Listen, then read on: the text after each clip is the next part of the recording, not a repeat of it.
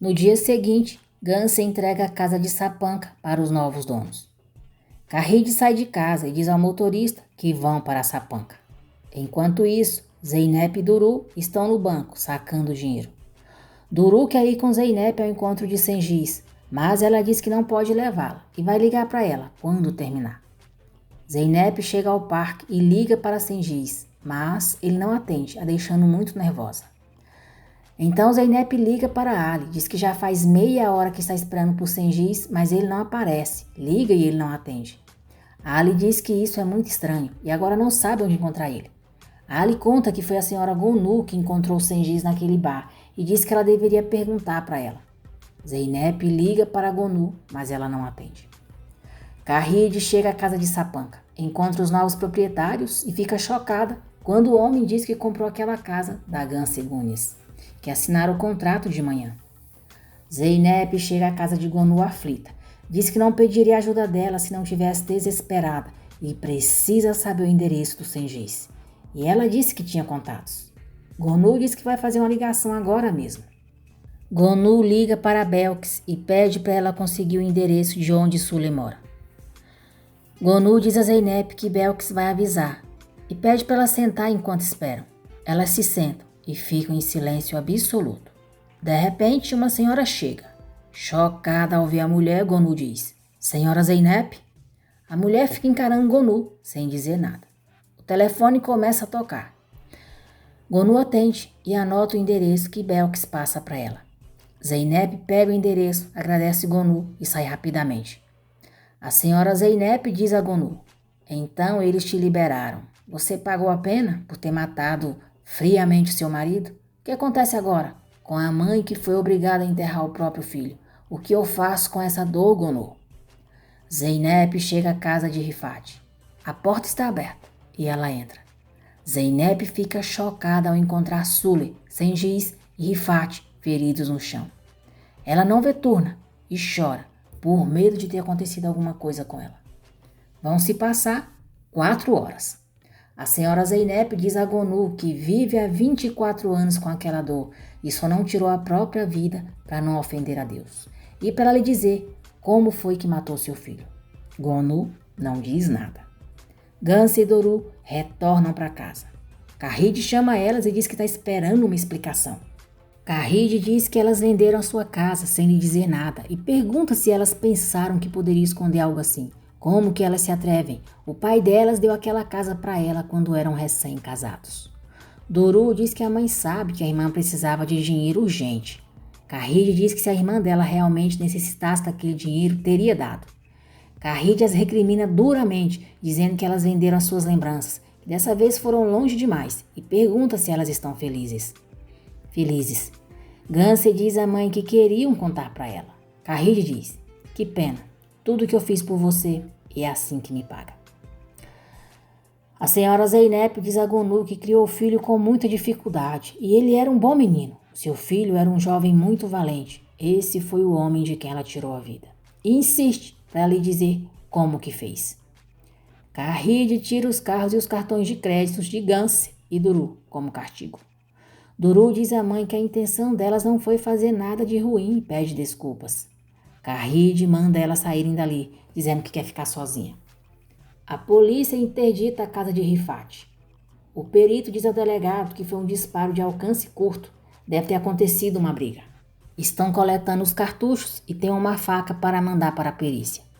Ao ver a mochila, o delegado pergunta se tinha uma criança na casa. O policial diz que não, só uma mulher e 2 homens. Sinan manda levar a mochila para a perícia para ser examinada por dentro. Sule acorda no hospital. A enfermeira diz que ela foi operada. Sule pergunta por Sengiz onde que ele está. A enfermeira diz que não sabe, mas infelizmente um dos homens que chegou com ela não sobreviveu e o outro está na UTI. Ele teve muita sorte, a bala pegou no abdômen dele. Só depois de perguntar por Sengiz é que a escrota nojenta pergunta por Meleque. A enfermeira pergunta quem é Meleque. Sule diz que é a criança, ela também estava lá. O policial diz ao delegado que ele tinha razão, também havia uma menina na casa. A mulher está no hospital e perguntou pela filha quando acordou. Sinan pergunta se Sule pode conversar. O policial diz que a enfermeira disse que ela voltou a dormir e a medicação só vai deixar de fazer efeito amanhã. Sinan manda começarem a procurar ao redor da casa, porque com certeza a menina se assustou e fugiu. Ali chega à casa de Rifat e um amigo da polícia o deixa a par da situação. Ali conversa com Sinan e pergunta se ele descobriu alguma coisa sobre o que houve. Sinan diz que a mulher não está totalmente consciente. Amanhã vai escutar o depoimento dela e até lá não pode dar nenhuma informação. Ali liga para alguém. Gonu diz à senhora Zeynep que já está muito tarde e a chama para irem lá para cima para arrumar uma cama para ela descansar aquela noite, pois não pode ficar sentada naquela cadeira. Zeynep se recusa a acompanhá-la e diz que vai esperar que Deus tenha piedade dela e a leve para junto do filho. Gonu, coitada, volta a sentar para ficar ali com ela. No dia seguinte, Gonu leva o café da manhã para ela e insiste para ela comer alguma coisa. A senhora continua a torturando, falando sobre o filho, sobre o que ela fez. Arif chega com pão para Gonu. Só depois ele vê Zeynep e a cumprimenta. Zeynep fica encarando os dois com a cara fechada. Arif fica sem graça, diz a Gonu que volta mais tarde e sai. Sinan vai falar com Suley e pergunta se ela pode lhe contar sobre o incidente, o que foi que aconteceu e quem foi que atirou. Suley começa a contar e nós veremos como tudo aconteceu. Ela diz que estavam tomando café da manhã e ela foi buscar um chá. Os capangas de Nekimi, o homem que Suley quebrou a garrafa na cabeça, invadiu a casa de Rifat, procurando por ela. Eles tentaram levar ela à força. Sengiz apareceu furioso, mandando soltar sua mulher. Ele pegou uma faca e disse que ia matar todos eles. Então, um dos capangas atirou nele. Suley ficou desesperado, pegou a faca e tentou partir para cima do homem, mas ele atirou nela. De volta ao momento atual, Suley diz ao delegado que aqueles homens eram os capangas do Nekimi. Ele não foi pessoalmente, enviou os homens dele. Sinan pergunta pela filha dela. Suley diz que a filha estava em casa na hora. Sinan diz que não a encontraram, mas vão continuar procurando e pergunta qual é o nome dela. Suley diz que é Melek Akijai.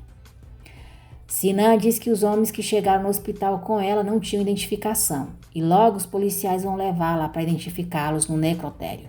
Suley pergunta como assim, onde que está o Sengiz? Sinan diz que isso ela vai dizer para eles. Nekimi briga com seus capangas, dizendo que pediu para eles trazerem aquela mulher para ele, mas ao invés disso, eles provocaram um massacre sem razão nenhuma. A polícia chega para falar com Nekimi e ele manda os capangas saírem pela porta dos fundos. Os policiais levam Nekimi para a delegacia. Suley reconhece o corpo. Arif volta à loja de Gonu, diz que comprou uma estante para ela ontem e vai colocar na parede.